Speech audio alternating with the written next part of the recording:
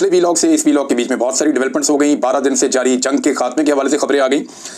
अब ये हुआ कैसे, मैं आपको वाकयाती हक़ाइक़ बता देता हूँ ताकि एक समरी में आपको आइडिया हो जाए कि ईरान और अमेरिका के बीच में क्या हुआ, उसके बाद किसने क्या किरदार अदा किया और बिल आखिर अगर जंगबंदी हो गई या ये कामयाब हो जाती है तो वो किस तरीके से हुई है।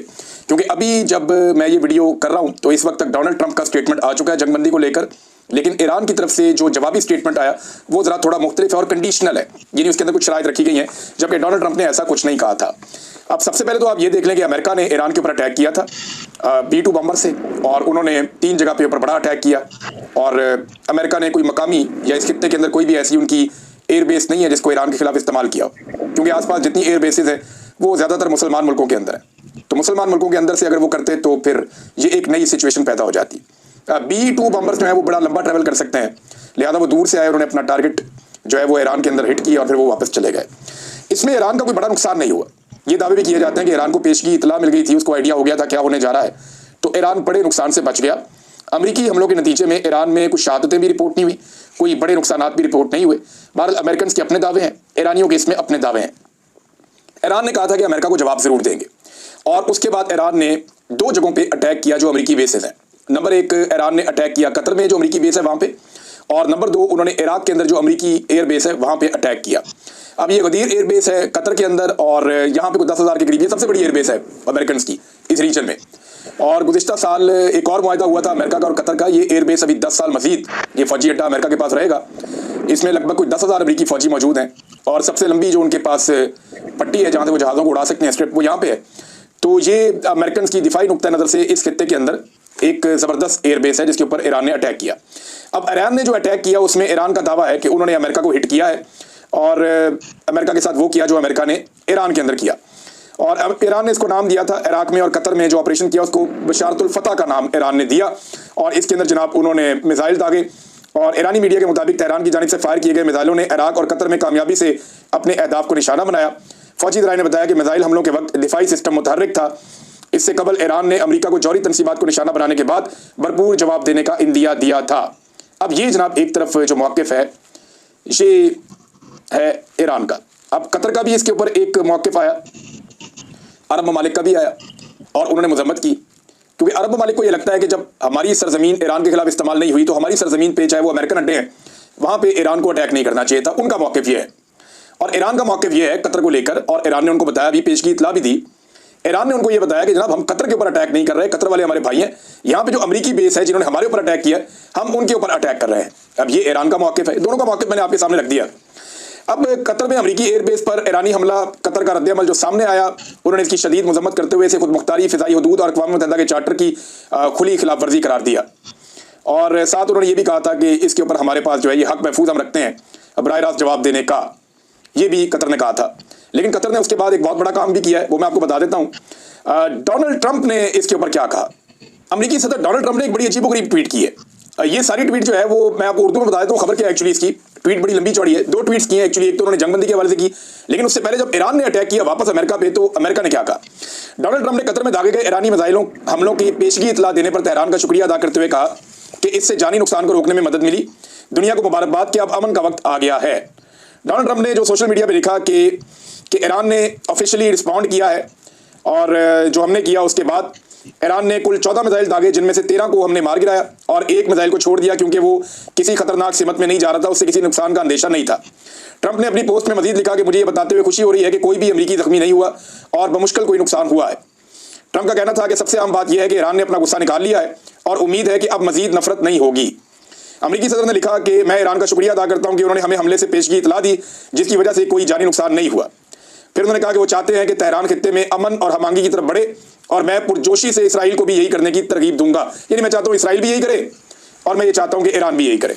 अब जो मुतज़ाद इतलात आ रही हैं, उन इतलात के बाद ये कन्फर्म हो रहा है कि तकरीबन मामला जंगबंदी की तरफ चला गया है। डोनाल्ड ट्रंप का जो आखिरी ट्वीट आया वो है वो ट्वीट जिसमें डोनाल्ड ट्रंप ने पूरी दुनिया को मुबारकबाद दे दी। डोनाल्ड ट्रंप ने कहा जनाब अब अमन हो गया है और सारी दुनिया को मैं मुबारकबाद देता हूँ। अच्छा, अपने इस ट्वीट में मैं इसको ट्रांसलेट कर देता हूँ आपके लिए। डोनाल्ड ट्रंप ने कहा कि इसराइल और ईरान के माबैन मुकम्मल और कुल्ली जंगबंदी पर इत्तफाक हो गया है, जो तकरीबन 6 घंटे बाद शुरू हो जाएगी, जब दोनों ममालिक के जारी आखिरी इक़दाम मुकम्मल हो जाएंगे। और ये जंगबंदी 12 घंटों तक जारी रहेगी, जिसके बाद ये जंग बाज़ाब्ता तौर पर ख़त्म तस्वुर की जाएगी और इब्तदाई तौर पर ईरान जंगबंदी शुरू करेगा फिर 12 घंटे के बाद इसराइल और 24 घंटे के मजमूए पर दुनिया 12 दिनों की जंग के इख्तिताम का जश्न मनाएगी। यानी वो कह रहे हैं अगले 24 घंटों में जंग खत्म हो जाएगी। पहले ईरान की जानिब से जंगबंदी हो जाएगी, फिर इसराइल की जानिब से जंगबंदी हो जाएगी, और उसके बाद दुनिया जश्न मनाएगी इस बात पर कि 12 दिनों की जो जंग एक लगी हुई थी वो जंग खत्म हो गई है। इन 12 घंटों में जब भी जंगबंदी हो, दूसरे फरीक से अमन और एहतराम की तवक्को की जाती है। अगर सब कुछ तरतीब के मुताबिक हुआ जैसा होना चाहिए, तो मैं इसराइल और ईरान दोनों की तारीफ करना चाहता हूं कि उन्होंने इतने बड़े अज़म, हौसले और दानिशमंदी से 12 दिनों की जंग को खत्म किया। ये जंग कई साल जारी रह सकती थी और पूरे मशरिक़ वुस्ता को तबाह कर सकती थी, लेकिन ऐसा नहीं हुआ और दोबारा नहीं होगा। अल्लाह इसराइल को सलामत रखे, इन्होंने कहा गॉड ब्लेस इसराइल। अल्लाह ईरान को सलामत रखे, गॉड ब्लेस ईरान, ये डोनाल्ड ट्रंप ने लिखा। अल्लाह मशरिक़ वुस्ता को सलामत रखे, ये भी इन्होंने लिखा। अल्लाह रियासत हाय मुत्तहिदा अमेरिका को सलामत रखे, यानी यूनाइटेड स्टेट ऑफ अमेरिका को भी अल्लाह सलामत रखे। डोनाल्ड ट्रंप ने सबके लिए दुआएं की, और साथ लिखा अल्लाह ब्लेस द वर्ल्ड के, गॉड ब्लेस द वर्ल्ड के, अल्लाह ताला जो सारी दुनिया को जो है वो सलामत रखे। तो ये जनाब डोनाल्ड ट्रंप ने दावा किया कि जंगबंदी हो गई है। अब इसके बारे में जो खबरें आ रही हैं वो ये हैं कि क्योंकि राब्ता था कतर का ईरान के साथ, ईरान ने कतर की सरजमीन पे अमेरिकी अड्डे को निशाना बनाया। वो कि अमेरिका कह रहा है इसमें हमारा कोई नुकसान नहीं हुआ, ईरान को एक सेविंग मिल गई, एक फेस सेविंग मिल गई उन्हें। लेकिन इसराइल के साथ क्या हुआ ये मैं आपको भी आगे चल के बताता हूँ। बहरहाल डोनाल्ड ट्रंप के स्टेटमेंट के बाद ये पता चलता है, और कुछ मीडिया के जरिए ये दावा करते हैं, कुछ लोग कहते हैं कि शायद कतर की जानिब से अमेरिका से रब्ता किया, कुछ ये कहते हैं कि अमेरिका की जानिब से कतर से रब्ता किया गया। लेकिन ये जरूर है कि रब्ता हुआ दोनों के बीच में, और इसमें डोनाल्ड ट्रंप ने बताया कि इसराइल जंगबंदी पर आमादा है। तो आप ईरान से बात करें कि वो भी जंगबंदी पर आमादा हो जाए। ईरान तो पहले दिन से एक बात कह रहा है कि हमारे पे जो अटैक करेगा हम उस पर वापस अटैक करेंगे, अगर इसराइल जंग को रोक देता है तो हम भी जंग को रोक देंगे। लिहाजा जंग रोकने के ऊपर तो सारे आमादा थे, लेकिन ये जंग बढ़ती चली जा रही थी और ये खतरा था कि ये पूरे खित्ते में खुदा न खास्ता फैल जाएगी। अमेरिका जो तकरीबन 24 घंटे पहले बम्बारमेंट करता है और 24 घंटे के बाद वो एकदम जंगबंदी करवा देता है, ये कोई बात आपको समझ आ रही है? देखें, इसमें कोई कॉमन सेंस की चीजें हैं जो समझने की हैं। अमेरिका इस बात के ऊपर भी बजिद था कि ईरान के अंदर रजीम चेंज करवाया जाए, और इसके इशारे डोनाल्ड ट्रंप दे रहे थे। डोनाल्ड ट्रंप इसराइल को बार बार कह रहे थे कि अपने हमले अपने कंटिन्यू रखने हैं, और उनकी तारीफ भी कर रहे थे, उनको सपोर्ट भी कर रहे थे। फिर यही डोनाल्ड ट्रंप अपने जहाज़ों को स्पेशली भेजते हैं कि ईरान के ऊपर जाके बमबारी करके आओ, लेकिन फिर एकदम सिचुएशन बदलती है और जंगबंदी की तरफ चली जाती है। तो ये जो है इतना सादा नहीं होता, ये मुल्कों के मामला बड़े गंभीर होते हैं और ये इंटरनेशनल मामला है। अमेरिका ने इससे पहले जिस भी मुल्क पे हमला किया, अमेरिका को बड़ी अनकंडीशनल सपोर्ट मिली है मगरबी ममालिक से, स्पेशली यूरोप से, बरतानिया से, बाकी मुल्कों से। इवन जो गल्फ ममालिक हैं वो भी अमेरिका की सपोर्ट करते रहे हैं और बड़ी खुलकर सपोर्ट करते रहे हैं। लेकिन इस मरतबा जितने भी गल्फ ममालिक हैं, लगभग 20 से ज़ायद ममालिक ने, जो मुसलमान ममालिक हैं, उन्होंने फौरी तौर पर जो है इन चीज़ों की मजम्मत की थी। पाकिस्तान जैसे मुल्क ने भी मजम्मत की कि ईरान के ऊपर जो अमेरिका ने अटैक किया, और अरब ममालिक ने भी यही कहा। अब सारे के सारे इसराइल के खिलाफ भी ईरान के साथ थे और ईरान के लिए हमदर्दी बढ़ रही थी। रशिया और चीन की अपनी एक बहुत बड़ी पॉलिटिक्स है, और फौरी तौर पे ईरान की और रशिया की जो एंगेजमेंट्स शुरू हुई थी उनसे भी एक खलबली मची हुई थी। दूसरा, मगरिब से जो सपोर्ट एक अनकंडीशनल मिल जाती है अमेरिका को किसी भी लड़ाई को शुरू करते वक्त, वो उस तरह की गर्मजोशी थी नहीं। उसके 2-3 रीजन हैं। एक तो मगरिब ये समझता है कि इसराइल ने ये जंग छेड़ी और अमेरिका इस जंग के अंदर कूद रहा है, जो गैर जरूरी है। दूसरा, ईरान बार बार ये बताता रहा है कि हम तो एटमी ताकत बनना ही नहीं चाहते, हम नहीं बना रहे एटम बम, और इसके ऊपर कोई रिपोर्टें भी मौजूद हैं जिनको अमेरिका ने और इसराइल ने कहा नहीं ये झूठी रिपोर्टें हैं। दूसरी चीज ये, तीसरी चीज ये है कि यूरोप में और अमेरिका में एक छोटी सी खलीज पैदा हो गई इस बात को लेकर, छोटी तो नहीं है, बड़ी खलीज है, कि जब डोनाल्ड ट्रंप की इंतजामिया आई तो यूक्रेन के ऊपर इनकी पॉलिसी शिफ्ट हो गई, जिसपे यूरोप नाराज है। यूरोप को लगता था कि यूरोप को सिक्योर रखने के लिए यूक्रेन की रशिया के खिलाफ पूरी मदद करना अमेरिका की जिम्मेदारी है, और अमेरिका ने यह जिम्मेदारी उठाई भी है, बहुत पैसा भी खर्च किया है। लेकिन डोनाल्ड ट्रंप ने आने के बाद यूक्रेन को वो सपोर्ट नहीं दी जिसपे यूरोप कुछ हद तक खाइफ है। जब देखें ना, वहां से ज़ेलेंस्की निकलता है अमेरिका से, तो फिर उसके बाद वो बरतानिया पहुंचता है, वहां उसको प्रोटोकॉल मिलता है, वहां उसको बादशाह से मिलवाया जाता है, फिर यूरोप के अंदर जो है वो उसको खास तरीके से वेलकम किया जाता है। तो ये सारी चीजें यूरोप और अमेरिका के बीच में एक खला पैदा तो हो रहा था छोटा मोटा। तो यहाँ पे अमेरिका को वो वाली गर्मजोशी नहीं दी। हाँ, ऑस्ट्रेलिया ने बड़ा खुल के सपोर्ट किया, लेकिन बहुत सारे और सपोर्टर हैं जो सपोर्ट कर सकते थे, उन्होंने अमेरिका को वैसे सपोर्ट नहीं किया। अमेरिका को समझ आ गई कि लड़ाई बढ़ेगी तो अमेरिका के लिए इसमें बहुत कुछ पाने के लिए नहीं है, और वो पजीराई उसको नहीं मिलेगी जो पजीराई वो माजी में हासिल करता रहा। फिलहाल उसको एक चौधराहट मिल गई कि उन्होंने बम शम चला दिए, अपनी ताकत शो कर दी, अपने मसल शो कर दिए। ईरान को फेस सेविंग मिल गई, ईरान ने भी जवाबी हमला कर दिया। तो ये तो हो गया अमेरिका का और ईरान का, कि अमेरिका ने अपनी चौधराहट दिखा दी, अपने बम चला दिए कि ना हम बहुत ताकतवर है, हमारा मुकाबला कोई नहीं कर सकता। ईरान ने अपनी आवाम को मुतमईन करने के लिए अमेरिका को जवाबी कार्रवाई भी कर दी। अब उसमें अमेरिका का नुकसान नहीं हुआ, अमेरिका ये दावा कर रहा है। लेकिन इसके अंदर हुआ क्या? देखिए, इसमें सबसे पहले आपको यह देखना पड़ेगा कि ईरान का नुकसान भारी हुआ है। लेकिन उनकी फौजी क़यादत जो है वो एक रात के अंदर शहीद हो गई, उनके बहुत सारे साइंटिस्ट शहीद हो गए, उनके बहुत सारे शहरी शहीद हो गए, उनका बहुत इंफ्रास्ट्रक्चर का नुकसान हुआ, बहुत सारी ऐसी साइट्स हैं जहाँ बहुत पैसा लगता है दोबारा उनको सेट करने में। तो ईरान का काफ़ी नुकसान हुआ। लेकिन इसमें खित्ते में इसराइल की मिथ भी ईरान ने तोड़ दी। यानी जो लोगों को ये लगता था ना कि ये बिल्कुल नाकाबिले तस्खीर है या इसराइल के पास ऐसी टेक्नोलॉजीज हैं जिनकी मौजूदगी में कोई भी इसराइल को कभी जवाब नहीं दे सकता, तो वो मिथ टूट गई है। वो जो एक खित्ते के अंदर चौधराहट बनी हुई थी इसराइल की, सारे मुसलमान मुल्कों के बीच में उसने अपना एक दंदनाता हुआ एक रोल रखा हुआ था, ऐसा लगता है कि ईरान ने वो मिथ भी तोड़ दी है। तो जहां ईरान का नुकसान हुआ वहां इसराइल का भी एक बहुत बड़ा नुकसान हुआ है। अब अमेरिका ने अपनी चौधराहट जो है वो किसी ना किसी तरह कायम कर दी, लेकिन फलस्तीनियों का मामला कुछ पीछे चला गया है। अब पाकिस्तान ने गलत मौके पर गलत फैसला किया। पाकिस्तान को थोड़ा इंतजार करना चाहिए था, जल्दबाजी नहीं करनी चाहिए थी। डोनाल्ड ट्रंप के ऐन बमबारी करने से पहले पाकिस्तान ने उन्हें अमन के नोबेल इनाम के लिए नामजद कर दिया। और ये मैं नहीं कह रहा, ये जो इस वक्त हुकूमत के बहुत हमायती सहाफ़ी हैं जिनके उनके साथ अच्छे ताल्लुकात हैं, मेरे तो नहीं अच्छे हुकूमत से ताल्लुकात, लेकिन जिनके अच्छे ताल्लुकात हैं, इवन हुसैन हक्कानी साहब हैं, बाकी लोग हैं, उन लोगों ने भी ये कहा कि नहीं, ये खुशामदाना फैसला है और जल्दबाजी में किया हुआ फैसला है। बहुत सारे लोगों ने कहा कि ये हुकूमत को अपना फैसला वापस लेना चाहिए, बल्कि इसके लिए JUIF के कामरान मुर्तज़ा साहब ने, सेनेटर हैं, उन्होंने सेनेट में करारदाद भी जमा करवा दी है कि ट्रंप को ये जो नामजदगी की गई है पाकिस्तान की जानिब से नोबेल पीस प्राइज़ की, इस पर उन्होंने करारदाद जमा करवा दी है। देखते हैं इसके ऊपर अब सेनेट के अंदर क्या बहस होती है, क्या बातचीत होती है। तो नाज़रीन, अब तक की जो कुल मिला के सूरत हाल है वो आके रुक जाती है एक आखिरी स्टेटमेंट के ऊपर, जो स्टेटमेंट दिया है ईरान के फॉरेन मिनिस्टर ने। और उनका स्टेटमेंट अभी जब मैं वीडियो रिकॉर्ड कर रहा हूं तो इससे कोई आधा घंटा पहले आया, आधा घंटा 35 मिनट पहले आया। और वो अपने स्टेटमेंट में क्या कह रहे हैं, वो भी अंग्रेजी में स्टेटमेंट है, मैं आपको उर्दू में इसको ट्रांसलेट कर देता हूं। उन्होंने कहा कि जैसा कि ईरान पहले भी कई बार वादे कर चुका है कि इसराइल ने ईरान के खिलाफ जारहियत शुरू की है, हमने नहीं की, और अभी तक किसी जंगबंदी या फौजी कार्रवाई के खात्मे पर कोई मुआहदा तय नहीं पाया है। ये अभी वो ये कह रहे हैं आधा पौना घंटा पहले कि अभी तक कोई मुआहदा तय नहीं पाया है। ताहम उन्होंने एक शर्त रख दी। उन्होंने कहा कि शर्त यह है कि इसराइली हुकूमत तेहरान के वक्त के मुताबिक सुबह 4 बजे के बाद ईरानी अवाम के खिलाफ अपनी गैर कानूनी जारियत बंद कर दे। हमारा इसके बाद अपना रद्द-ए-अमल जारी रखने का कोई इरादा नहीं है। तो ये एक तरह से जंगबंदी का ऐलान है, लेकिन मशरूत है कि इसराइल जो है वो अब अटैक करना बंद कर दे। अगर इसराइल अटैक करना बंद करता है तो हम भी अटैक नहीं करते, ये एक कंडीशन है। तो लगता ऐसा है कि तकरीबन जंगबंदी है। हमारी फौजी कार्रवाइयों को रोकने का हतमी फैसला बाद में किया जाएगा। ये जनाब ईरान की जानिब से स्टेटमेंट है। देखिए, उन्होंने भी इतनी लंबी लड़ाई लड़ी है, उन्होंने अपने लोगों को मुतमईन रखना है, लेकिन यहाँ पे एक चीज़ हम सबको याद रखनी पड़ेगी कि गाजा के मुसलमान इससे एक उम्मीद में आ गए थे और पहली मरतबा उन्होंने देखा कि इसराइल के ऊपर भी वापस रिटेलिएशन हुई है। इसराइल को पहली मरतबा जंग की हिद्दत का, जंग की गर्मी का और उसकी शिद्दत का अंदाजा हुआ कि जंग उनके अपने मुल्क के अंदर पहुंची, उनके अपने मुल्क के अंदर जो है वो धमाके हुए, मिसाइल आकर गिरे हैं। तो ये एक नई सूरत हाल है जिसका उन्होंने बड़े लंबे अरसे के बाद, कम से कम जो अभी मौजूदा नस्लें हैं ये इसराइल की, उन्होंने पहली मरतबा इसका सामना किया है। तो ये उनके लिए बड़ा टफ था। अब इसमें मुसलमान मुल्कों के पास एक मौका है कि इस मौके को ज़ाया ना जाने दें, इकट्ठे होकर बैठे, चाहे सऊदी अरब में बैठे, चाहे कतर में जाकर बैठ जाएं, चाहे ईरान में आकर बैठ जाएं। मुसलमान मुल्कों को इकट्ठे होकर इसके ऊपर बात करनी चाहिए कि गजा के हवाले से, क्योंकि देखिए जो मसले की जड़ है ना वो ये है कि फ़लस्तीनियों के ऊपर जुल्म होता है। जब तक फ़लस्तीनियों को उनका हक नहीं मिल जाता तब तक इस खित्ते में मुकम्मल अमन नहीं हो सकता।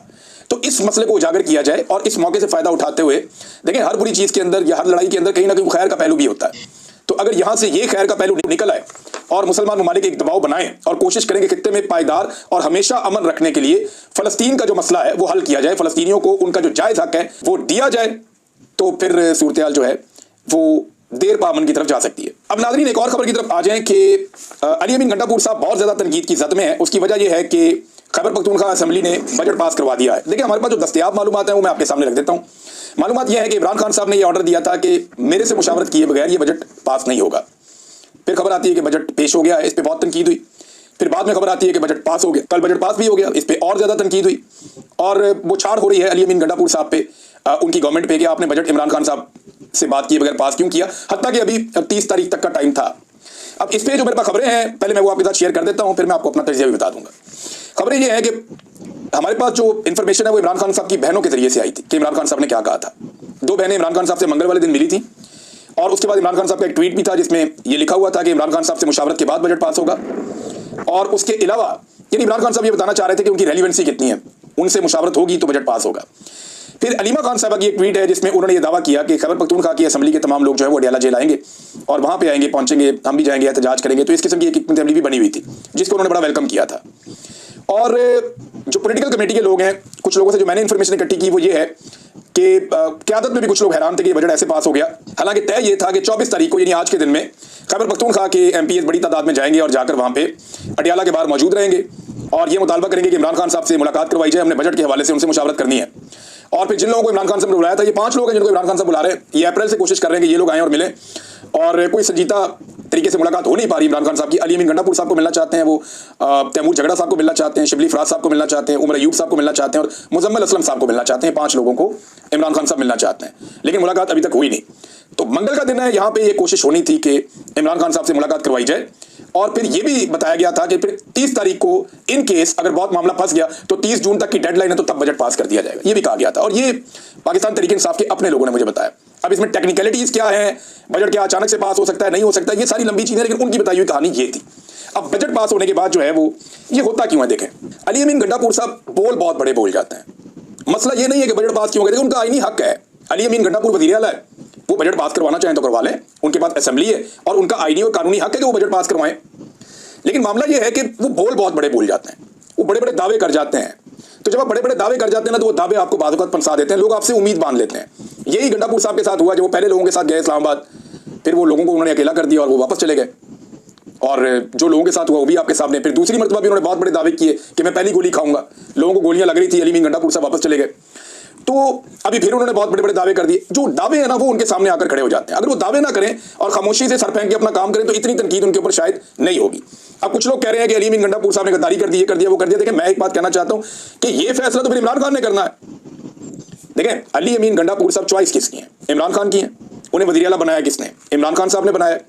अगर वो इमरान खान के फैसले मान रहे हैं तो इमरान खान साहब उनके बारे में फैसला कुछ और करेंगे, और अगर इमरान खान साहब को लगेगा कि मुझे फायदे के बजाय नुकसान दे रहे हैं तो फिर इमरान खान साहब फैसला कुछ और करेंगे। ये फैसला तो देखें, ना मैं कर सकता हूं, ना कोई और कर सकता है, ना सोशल मीडिया कर सकता है। ये फैसला तो इमरान खान साहब ने करना है।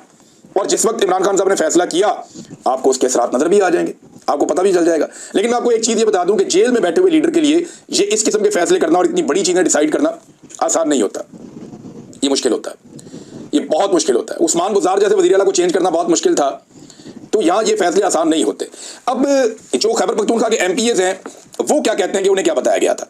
खैबर पख्तूनख्वा के एमपीएस को ये बताया गया था कि हमारे सूबे के अंदर हमारे पास काफ़ी पैसा है जो हम अवामी फलाह के ऊपर खर्च करना चाहते हैं, और हमने बड़ी मेहनत करके अपने सूबे को सरप्लस किया है।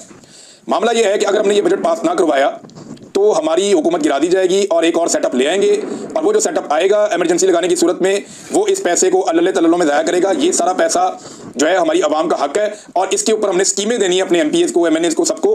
तो ये हम तरक्याती बजट एक लेकर आना चाहते हैं, आवाम को नाराज हमने नहीं करना। इस किस्म का वहाँ पे भी एक बयानिया है। और दूसरा ये भी बयानिया है कि इमरान खान की हुकूमत है खैबर पख्तूनख्वा में, सिर्फ इस हुकूमत को बचाना भी है। वो ये कहते हैं कि हमने इमरान खान की हुकूमत को बचाया है, लेकिन ज्यादा लोग ये कहते हैं कि इमरान खान की हुकूमत को बचाने से जरूरी था कि इमरान खान साहब की इंस्ट्रक्शन को फॉलो किया जाता, क्योंकि लीडर इमरान खान है। अगर उसने कह दिया, अब इसमें एक और चीज भी है ना, हमारे पास तो दस्तयाब मालूमात हुई है जो इमरान खान साहब की बहनों ने बताई है, और उसके मुताबिक तो यह है कि इमरान खान साहब ने कुछ और कहा और यहां कुछ और हो गया। लेकिन मुमकिन है कि इमरान खान साहब की कोई कन्वर्सेशन किसी जगह पे कोई पैगाम पहुंचा हो, ये भी मुमकिन है, मुमकिनात में से है ना, हो तो कुछ भी सकता है। लेकिन एक चीज मैं आपको बता दूं, और ये खबर है, अली अमीन गंडापुर साहब को वाकई में ये धमकी दी गई थी कि अगर आपने बजट पास ना करवाया तो फिर आपकी मर्जी है, फारग कर दिए जाएंगे। लिहाजा उन्होंने जैसे भी किया, उन्होंने अपनी हुकूमत बचाई है फिलहाल। लेकिन इमरान खान साहब ने पहले ये कहा था कि हुकूमत जाती है तो जाए, लेकिन अपने मौक़िफ़ से पीछे नहीं हटना। ये इमरान खान साहब का मौक़िफ़ था। तो पार्टी में हर एक की अलग अलग सोच है, हर एक की अपनी अपनी पॉलिटिकल विजडम है। मेरे ख्याल में अब फैसला इमरान खान साहब करेंगे। अगर इमरान खान साहब की बहनों की आज उनसे मुलाकात होती है और वो ये सिचुएशन इमरान खान साहब के सामने रखती हैं, तो फिर देखना ये होगा कि इमरान खान साहब का इसके ऊपर रद्द-ए-अमल क्या आता है, वो इंपॉर्टेंट होगा।